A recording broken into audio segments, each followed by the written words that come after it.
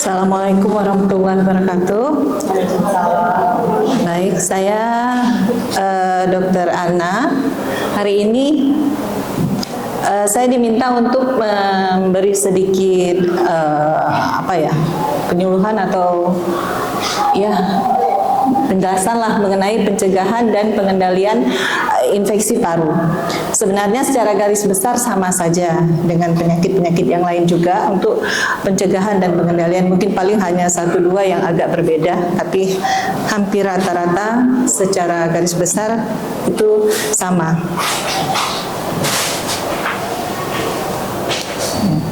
Paru-paru, sebagaimana kita tahu, adalah suatu organ yang penting yang ada di dalam tubuh kita, yang memiliki peran dalam sistem pernapasan. Ya, jadi di mana paru-paru ini pada saat kita bernafas, maka paru-paru bertugas untuk mengambil oksigen dari udara yang kita hirup, itu akan dialirkan ke dalam darah dan mengeluarkan karbon dioksida dari dalam darah. Ini apabila paru-paru kita dalam keadaan sehat.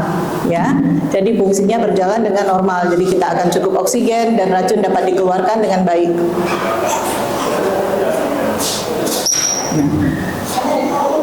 Apa itu infeksi paru? Infeksi paru itu adalah suatu kondisi di mana terjadi apabila ada bakteri, virus, ataupun bisa juga jamur yang menyerang ke paru-paru.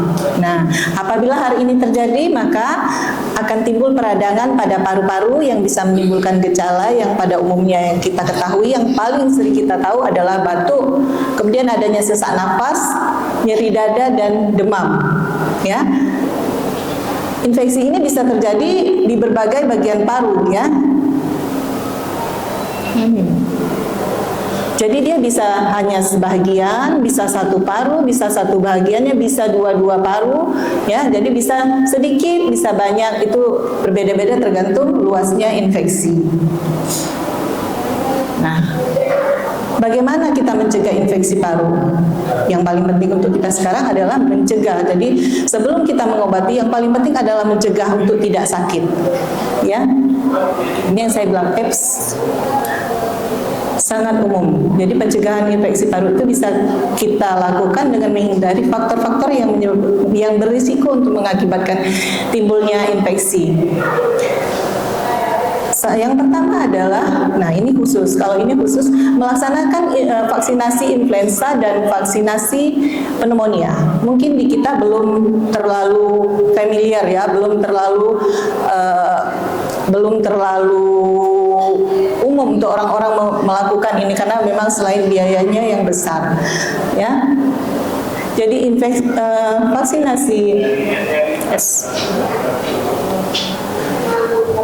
vaksinasi influenza ini bisa dilakukan dari masih anak-anak, ya. Dari masih anak-anak itu bisa dilakukan, dilakukannya sejak usia 6 bulan.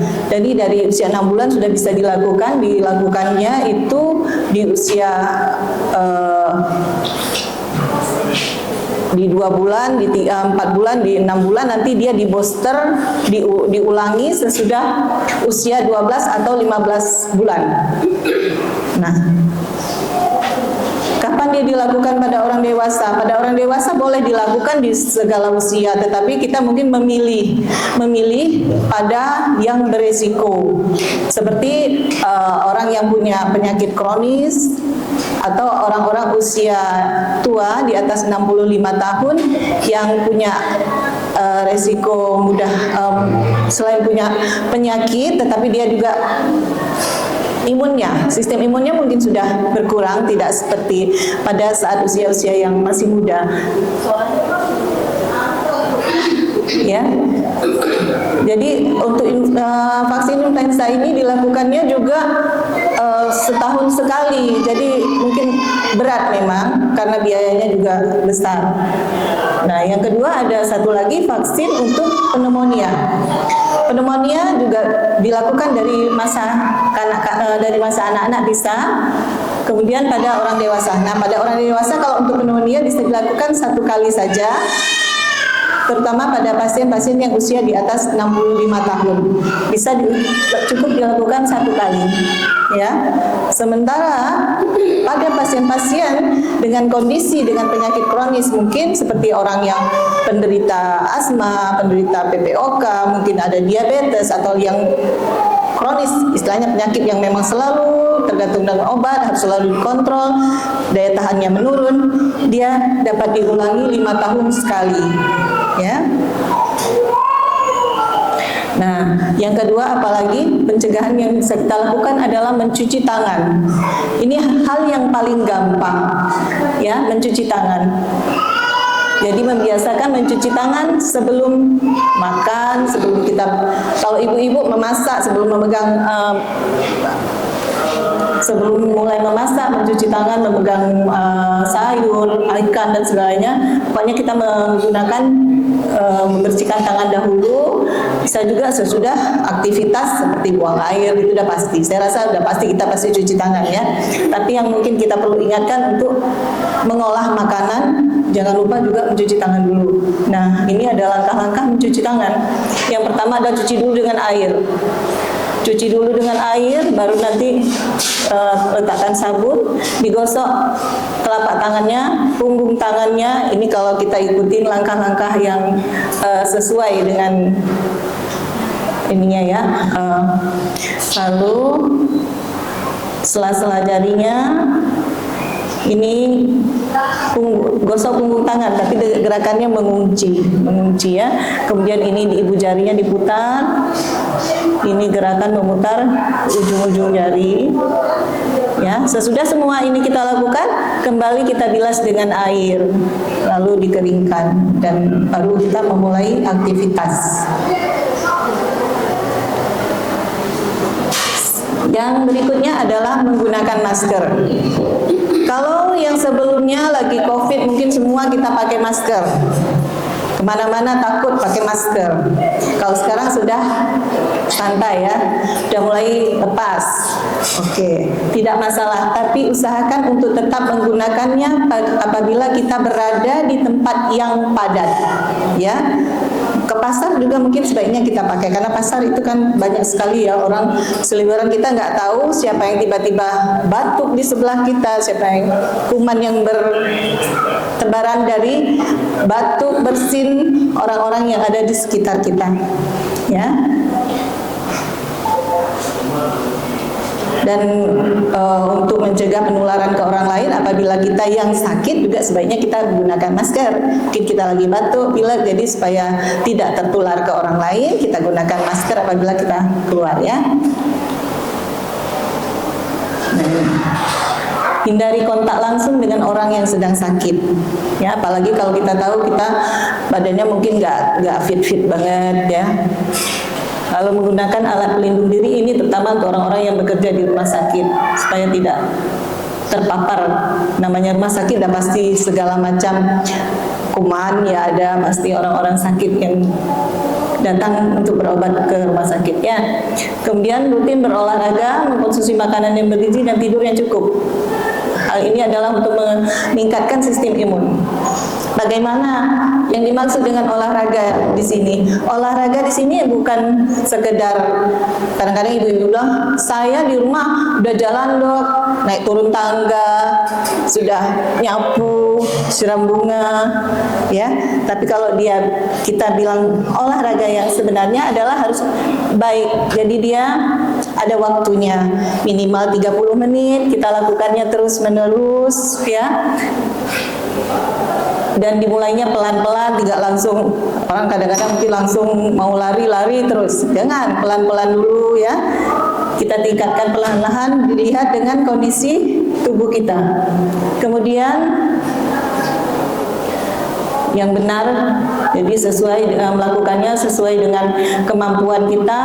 Gerakan-gerakan yang lakukan juga gerakan yang benar. Mungkin ada yang senam atau yang apa, lakukan gerakan dengan benar supaya tidak menjadi masalah pada tubuh kita. Karena kalau salah saja kita bergerak, mungkin yang sakit pinggang lah, sakit lutut lah, ya. Lalu terukur, jadi bisa diukur dan dilakukan secara teratur. Minimal 3 kali seminggu. Ini kalau sesuai anjurannya adalah sebaiknya kita berolahraga minimal 3 kali dalam 1 minggu dan minimal 30 menit setiap kali kita berolahraga. Nah, ini makanan juga sangat berpengaruh. Untuk apa? Ya untuk imun, ya.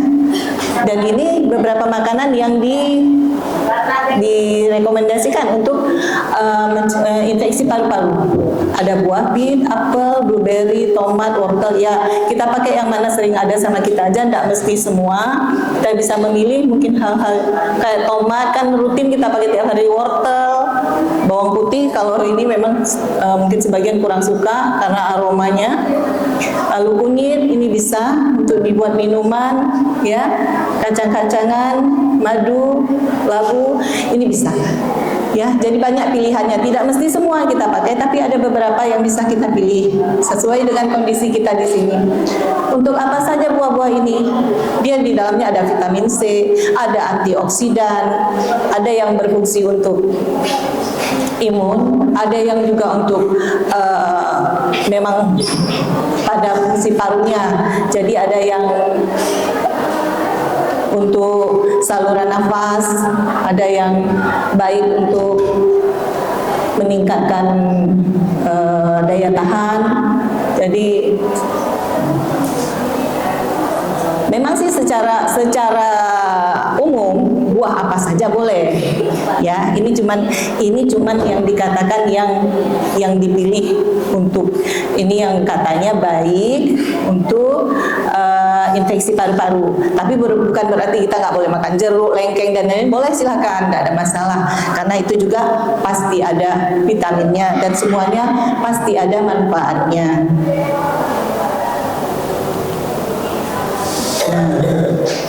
Apalagi yang harus kita hindari, yaitu berhenti merokok.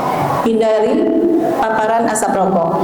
Kalau ibu-ibu mungkin tidak merokok, tapi hindari paparan asap rokok. Jadi kalau di rumah mungkin suaminya merokok atau ada anak laki-lakinya merokok, jangan merokok di dalam rumah. Ya, kalau bisa mereka ya berhenti merokok. Karena apapun ceritanya, rokok itu adalah sesuatu yang berbahaya, di mana di dalamnya ada kandungan zat-zat yang berbahaya, ya, yang nantinya bisa menyebabkan penyakit pada paru-paru, bisa menyebabkan BPOK, yaitu sakit yang seperti asma, tapi dia berbeda, dia lebih sesaknya itu lebih progresif. Jadi sulit. Kalau asma mungkin bisa begitu normal, dia kita tetap nyaman seperti biasa, tapi BPOK ini bisa semakin hari semakin bertambah berat, apalagi kalau tidak pernah dikontrol. Dan satu lagi yang memang mungkin kecil sekali peluang untuk sembuhnya adalah kanker paru, ya. Untuk yang mau berhenti merokok, ini tipsnya, salah satu tipsnya. Yang pertama kali harus punya tekad untuk berhenti. Jadi kalau nanti sama suaminya nggak berhenti merokok, ya harus ada dulu keinginan untuk berhenti merokoknya. Karena kalau enggak, apapun kita bilang nggak ada gunanya, karena mereka tidak punya keinginan. Ya, jadi yang pertama kali harus diinginkan adalah keinginannya untuk berhenti merokok, tekadnya untuk berhenti merokok. Bagaimana caranya? Kalau seperti kata saya, berhenti total. Nggak ada cerita sedikit-sedikit lah. Itu biasanya akan tergoda untuk kembali menghisap rokok seperti biasa kembali, jadi banyak lagi, ya. Lalu dia harus mengetahui kapan biasanya mereka merokok. Mungkin menghindari waktu-waktu yang itu mungkin diisi dengan kegiatan yang lain supaya mereka teralihkan untuk tidak merokok, ya. Atau kalau biasa merokok habis makan, dibuat alasan bentar lagi nanti aja sebentar lagi, sehingga dia tidak jadi merokok. Kemudian sama seperti yang lain, berolahraga, ya. Dan bila memang diperlukan, bisa menjumpai dokter, ada konsultasi klinik berhenti merokok, ya. Oke, inilah dia tadi sama pencegahan dan pengendalian dari infeksi paru. Yang pertama adanya vaksinasi, menjaga kebersihan, menjaga kontak langsung dengan orang sakit, menjaga kesehatan tubuh baik dengan berolahraga, makanan bergizi, cukup tidur, menjauhkan dari polusi udara dan menjaga dari kondisi kronis. Jadi misalnya orang-orang yang punya kondisi kronis maka dia harus lebih hati-hati, lebih perhatian dengan pola hidupnya, ya. Jadi karena orang-orang dengan penyakit yang kronis akan lebih mudah terinfeksi daripada mereka yang tidak ada penyakit, ya. Baik, karena ini mengenai infeksi paru, ya. Hanya ini jadi penyakit infeksi paru yang mungkin itu ya seperti batuk pilek atau ibu-ibu kenal flu, pneumonia, ya. Kemudian ada TBC, itu jenis infeksi yang paling sering. Sementara ada penyakit-penyakit lain seperti tumor paru, itu penyakitnya bukan infeksi, dia tidak disebabkan oleh infeksi, ya. Ada asma, PPOK,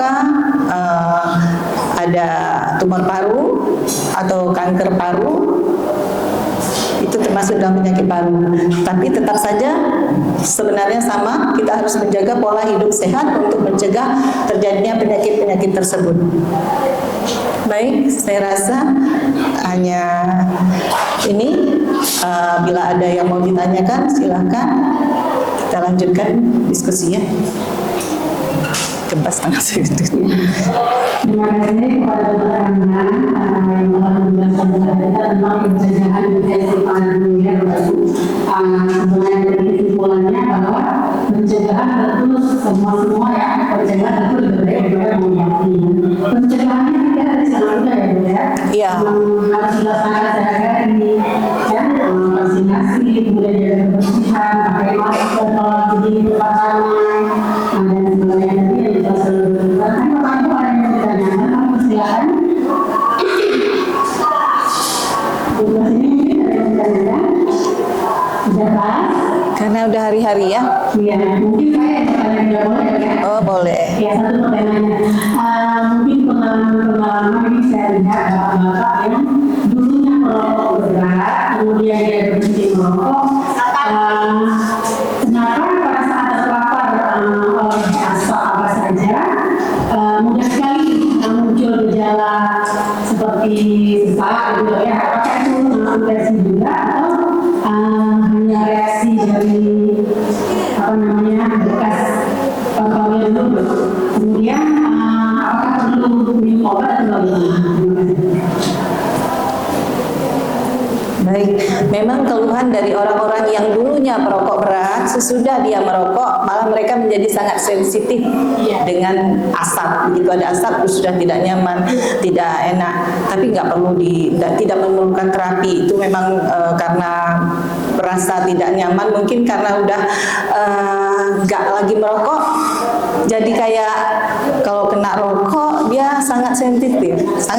Jadi tidak harus diobatin kenapa-kenapanya, tidak apa-apa. Itu memang hanya reaksi yang biasa saja. Jadi nggak ada menimbulkan penyakit, cuman dia begitu ada asap langsung nggak nyaman, sama aja seperti kita yang bukan perokok, hanya harus menghindari asap rokok saja. Berarti kalau dia mereka memang biasanya sudah menghindari, jadi istilahnya kalau begitu ada asap rokok mereka udah nggak nyaman, langsung pergi, nggak lagi berada di situ. Jadi ya itu bukan penyakit, jadi istilahnya itu bukan infeksi. Kalau infeksi itu kan dia pasti gejalanya ada demam, ada suatu peningkatan dari batuk yang kalau yang sudah terkena ya, kalau sudah terkena mungkin dia hari-hari ada batuk, tapi kalau pada saat terinfeksi maka batuk akan bertambah berat, ada keluar sekretnya berlebihan, jadi lebih banyak. Kalau biasa ada memang batuk, ada dahak, tapi pada saat terinfeksi maka terjadi peningkatan dari sekretnya, adanya demam, adanya bertambah sesak ya. Tapi kalau hanya nggak nyaman itu tidak ada masalah. Terima kasih jawabannya. Ada lagi Pak Yadi mau bertanya? Sudah pas? Baiklah.